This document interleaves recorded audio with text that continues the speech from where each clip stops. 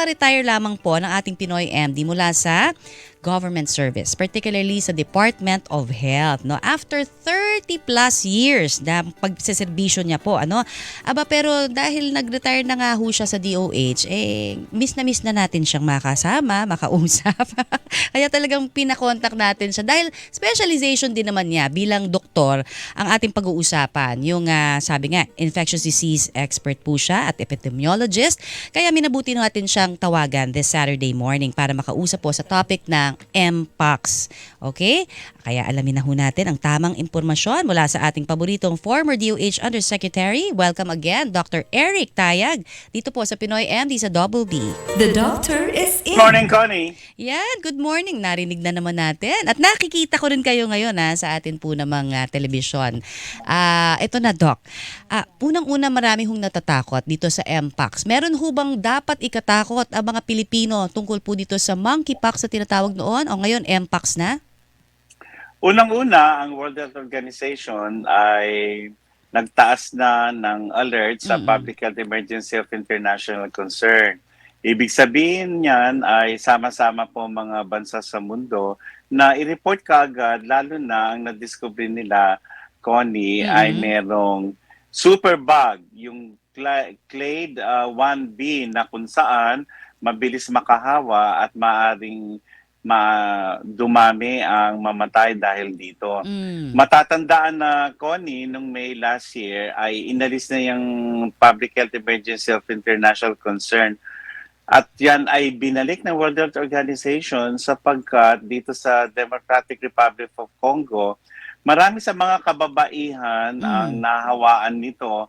At katunayan, karamihan sa mga nagkakaroon ng sakit at namamatay ay mga bata na wala pang 15 taong gulang. Ibang-iba yan nung nag-umpisa noong 2022 na kung saan nang kumalat sa ibang bansa ay men who have sex with men naman yung transmission.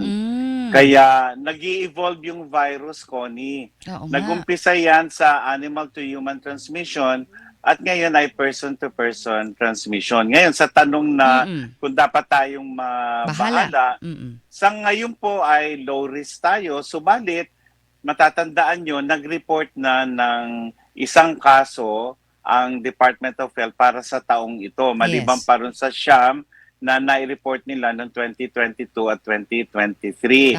At ng kanilang tinignan sa RITM, ito ay clade 2. Ibig sabihin, hindi ito yung lubang nakakahawa at nakamamatay. Pero ang Thailand, ang kauna-unang bansa sa Asia ang nag-report ng clade 1B sa isang European tourist na bumisita sa kanilang bansa. Nakakabahala kasi ang Thailand ay ilang oras lamang sa atin. Sabi nga, it's just going to be a matter of several days or siguro weeks, no? Pwedeng makahawa na rin yung clade 1B na yan na lubahong nakakahawa at pwede talagang kumalat sa atin dito sa bansa rin. Pero ano ba ang dapat tandaan? Paano ba ito kumakalat to begin with? Ito pong clade 1B. Or yung iba pang mga clade na yan. Unang-una, nagkakaroon ng lagnat at blister sa balat. So kung yung pinaghigaan ng naturang pasyente ay magagamit ng iba, doon ka maaaring mahawa. May sexual transmission din. Katunayan, doon sa magkakaroon ng Mpox ay pinagagamit muna ng condom yung mga kalalakihan after recovering up to 4 months. Para na sa ganun ay hindi po makahawa.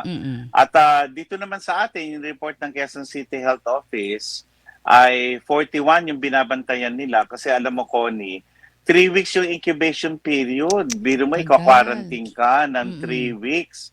At kung wala namang symptom, ay aalisin ka na sa quarantine. At yung isolated naman, ay hihintayin nyo pang matuklap yung mga blisters. Kasi mangingitim yun. Hintayin mo pang matuklap. Kaya lang, Connie, may mga bagong report na may mga asymptomatic. So yun ang inaalam ngayon. Paano natin malalaman yun? So yan ay sa pamamagitan ng contact tracing. Nako, okay. Sabi nga nila, kaya nakakatakot, lalo na yung mga asymptomatic kasi hindi na natin alam kung sino ho, ano ang meron nito. Pero personal care siguro sa atin, ano bang mga magagawa ho natin? Kasi hindi naman tayo po pwedeng magtago ulit no, sa mga kanya-kanyang bahay natin tulad ng COVID eh. Anong po pwede hong magawa natin on a personal level para makapagprotekta tayo sa ating sarili? Unang-una, doon sa ating ports of entry, ang Bureau of Quarantine ay nagsasagawa ng surveillance doon, fever surveillance, at paalala sa mga manlalakbay na mag-report kaagad sa health authorities kung may papansin silang mga tumutubo sa balat nila na hindi nila maipaliwanag. At dito naman sa atin, lalo na, Connie, alam naman natin na kung meron tayong napapansin sa balat, ay dermatologist yung ating pinupuntahan. Kaya yung mga dermatologists, inaasahan ng Department of Health na may report ito kagad, makunan ng sample kasi isa-swab yung blister or skin lesions padadala sa RITM. Okay. So, ang wala tayo niyang, Connie, ay yung bakuna sapagkat limited yung supply at kailangan ng emergency use authorization yan. At kahit yung Africa ngayon ay sila ay umaasa lamang sa mga donations. Bagamat marami naman na nag-donate sa kanila. Sa treatment naman, investigational pa rin yung TPOXX na tinatawag nila at matatagalan bago maaprubahan yan. So, hindi available. So, in other words, pagka ikaw ho ay nagka-MPOX, you wait it out? Parang aantayin mo lang na kusa siyang mawala? Or po pwede bang lumala ito? Kasi sabi niyo natakot naman yung ibang mga nandito po't nagte-text. Kung nakakamatay ito sa mga bata below 15. So tatakbo ng 3 linggo yan hanggang sa matuklap yan. Matuklap. At pero dun sa magkakaroon ng severe complication po niyan, ay pwede hong magkaroon ng encephalitis. Sa utak po yan. Pwede sa puso, myocarditis. Kasi kung ano-anong bahagi ng katawan ang inaatake po ng virus. Okay. Kaya nasa 3% hanggang 4% ang maaring mamatay sa clade or clade 1B na tinatawag. Yung mabagsik na strain ng naturang virus. Sa atin naman, kailangan po mai-report yan kasi may ilan lamang sa mga malalaking ospital natin ang merong isolation rooms na kung saan hindi basta-basta yan sa ordinaryong ospital lamang. So kasama dyan ang San Lazaro Hospital maliban sa RITM. Kasama rin dyan ng East Avenue Medical Center. Tumawag po kayo sa Department of Health o Health Authority sa inyong lungsod katulad ng Quezon City Health Office para kasi, Connie, kailangan magsagawa kagad ng contact tracing. Kung matatandaan mo, umabot sa 41 ang nailista ng Quezon City Health Office at lahat sila ay sabay-sabay na minomonitor. Okay. Pero hindi ho ito po pwedeng maggamot sa bahay lang? Kunyari mag-isolate sila sa bahay, pwede ba? Maring yung iba ay matakot at hindi magpatingin sa health authorities. Kailangan pa rin mag-mask at kailangan na isolated at yung lalapit po ron ay mas mainam na lahat ng bendings ay sa kanya muna exclusive. Walang gagamit po nun. Sa loob kasi ng buwan din ho ba? 3 linggo po. Kasi hintayin mo Connie na matuklap yung skin lesion eh. Hindi kaagad kusa naghihilom yon. So pumuputok yung blister, tapos mangingitim yon, tapos wag niyong kukut-kutin po yon. At hintayin yung kusang matuklap po. Alright. Opo. Doc, marami na tayong mga tanong. Susubukan po natin lahat na maipatanong kay Dr. of course, Eric Tayag, ang ating infectious disease and epidemiologist po ngayon. Pinoy MD sa Super Radio DZBB. Kasama si Miss Connie Sison. Yes, kasama po ninyo ako, Connie Sison, at kasama rin po natin, of course, si Dr. Eric Tayag, ang ating infectious disease expert at epidemiologist. Ayan. Good morning again, Doc. Good morning, Connie. We're Ay, back. yes, we're back. Ito na at ang dami na hong tanong, ano? Kasi may mga nagsasabi dito, nako, yung bulutong tubig ginagawa ninyong panibagong panakot. Hindi ho. Ano ho ba ang kaibahan? Sabi ni 8270 sa chickenpox at ito pong monkeypox na ito. Unang-una, ang chickenpox ay human virus po yan. Hindi katulad ng mpox, nag-umpisa yan sa mga hayop.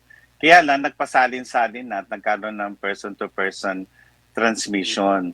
Pangalawa, itong chickenpox ay meron tayong mga antivirals at may vaccine din po tayo. Oho. At pangkaraniwan yan ay sa mga bata at pag nagkaroon ka niyan, ay protected ka na for life. Kaya lang may komplikasyon, Connie, sapagkat later on, nagiging latent lang yung virus, maaari kang magkaroon ng shingles na kung saan masakit yan, lalo na pag sa mukha yan at may mga nai-report na nabulag pa dahil dyan. So, ang chickenpox ay lumalabas yan mula sa ulo hanggang bababayan at yan po ay maaari nating asahan sa tag-init po at yan ang chickenpox. Lubang nakakahawa ang chickenpox, very contagious, more contagious than mpox. Okay, pero ang mpox ba masasabi nating mas delikado sa chickenpox?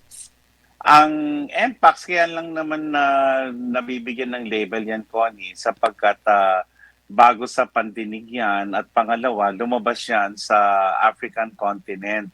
Pangkaraniwan kasi sa Africa yan. Kaya na nag-evolve at nagkaroon nga nitong mas mabagsik na strain. Kaya nga napilitan ang World Health Organization na erase ulit yung alarm as a public health emergency of international concern. Okay, isang tanong pa rin hong isisingit natin, 0172, pakias naman kay Dr. Tayag, mpox transmission daw is through direct skin-to-skin contact at hindi naman daw airborne ang transmission. Bakit daw kailangan pang mag-face mask kung ganoon? Unang-una kasi, yung mga secretions na yon ay pwedeng malanghap mo rin. Bagamat hindi yun ang primary transmission, ay hindi tayo makasisiguro. Kaya kahit ang World Health Organization at Centers for Disease Control ay nagsabi na rin, lalo na sa those who will take care of these patients, na magsuot ng mask. At yan naman ay may kinalaman kasi baka matamsikan ka ng mga pumuputok na blister. I see. Okay. So ito po, yung mga nagtatanong dito, gusto na malaman, baka naman sa inyo pong mga pag-aaral may mga bago na tayo, kaya gusto nilang malaman. Ito.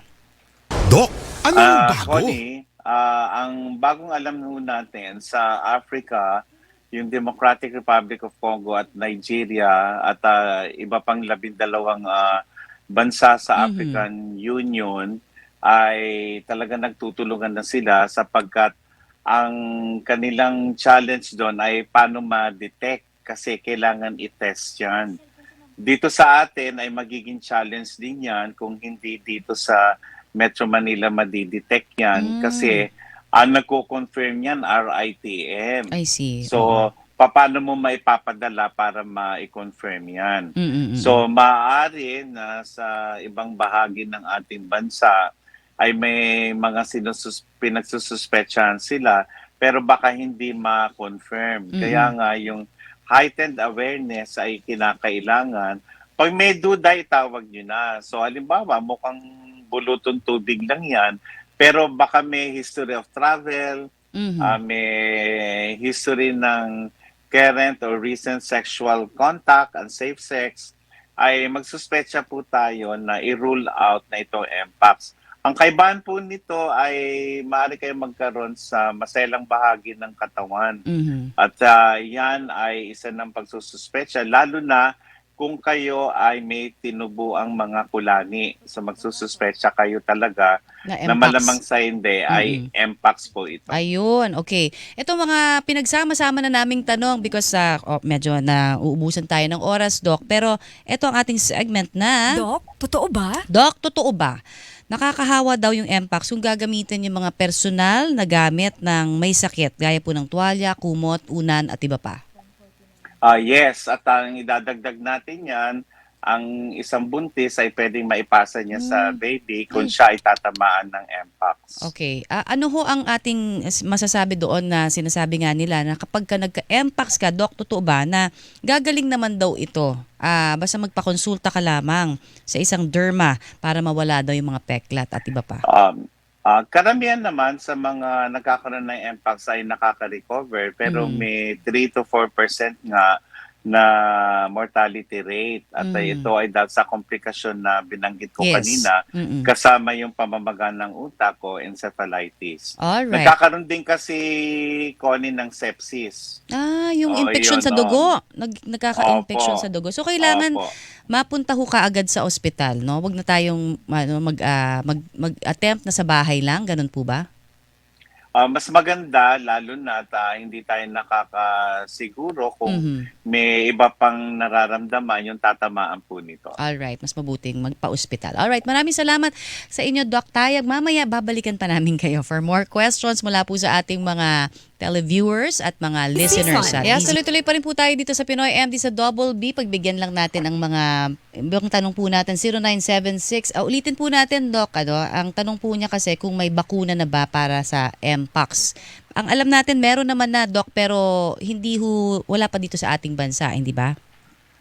At yung Africa ay maasa lamang sa donations. Mabuti naman may mga bansa na namigay nito kasama na ang Estados Unidos. Kaya lang limited ito at ito ay hindi para sa lahat kundi sa at risk na magkaroon okay. ng Mpox. Kasama na yung mga maaaring ma-expose o kahit ka ma-expose, dapat within 14 days ay maibigay yung bakuna. Okay, Doc, alam natin na marami pang tanong dito pero in general, ano na lang ho ang inyong paalala para makaiwas po ang bawat isa sa atin sa pagkakalat po nitong Mpox? Okay, unang-una, naka-public health emergency of international concern tayo. So marapat na ito ay ma-detect kaagad kaya ikaw ay manlalakbay na galing sa mga bansa na nag-report nito. O kaya naman dito sa atin kasi walang history of travel, yung report ng Quezon City Health Office. So inaalam nila kung paano niya nakuha yung Mpox. At ang importante rito, kung meron ho kayong parang bulutong tubig na hindi kayo sigurado na baka ito ay Mpox, pa-examine ho natin yan, pa-confirm sa RITM. Okay. Mas maganda po na kayo ay kumukuha ng impormasyon nyo sa mapagkakatiwalaang source katulad nitong Pinoy MD Thank you, Doc. sapagkat dito kayo makakakuha ng tama at mabilis na information katulad ngayong umaga. Lahat tungkol sa Mpox ay napag-usapan po natin. Maraming salamat sa inyo kasi kayo ho ang gumabay sa ating mga nanonood at nakikinig at syempre kami hong lahat dito sa Pinoy MD ay lubos na nagpapasalamat for giving us your precious time dahil retired na kayo, di ba, Doc? Pero ayan, nagpatuloy pa rin ang inyong serbisyo bilang doktor, no? Thank you so very much po. Salamat, Connie, at mabuhay po ang programa po ninyo. Ayan, thank you so very much, Doc, sa inyo pong oras again at sa lahat po ng mga tumutok sa atin ngayong umaga dito sa Pinoy MD. Sana po ay nagabay. Hilingan, walang pinoproblema.